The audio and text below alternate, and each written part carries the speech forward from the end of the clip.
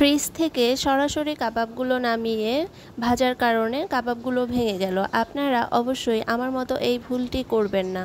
কাবাব ভাজার আগে আপনি অবশ্যই ডিম অথবা কর্নফ্লাওয়ার গুলিয়ে সেটার মধ্যে চুবিয়ে তারপরে কাবাবটি ভাজবেন। তাহলে আপনাদের কাবাবটি আমার কাবাবের মতো অবশ্যই ভেঙে যাবে না এবং দেখতে সুন্দর হবে।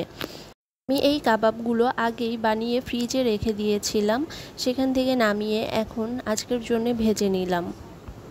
আপনারাও চাইলে এভাবে একসাথে অনেকগুলো কাবাব বানিয়ে ফ্রিজে ফ্রোজেন করে রেখে দিতে পারেন এবং সময় মতো ব্যবহার করতে পারেন।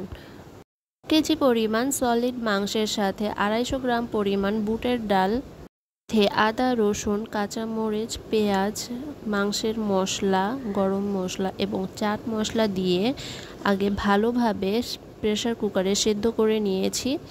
এরপরে এটিকে ব্লেন্ডার অথবা পাটার সাহায্যে ব্লেন্ড করে নিয়ে সেটাকে কাবাবের সাইজে দিয়ে ডিপ ফ্রিজে ফ্রোজেন করে রেখে দিয়েছিলাম।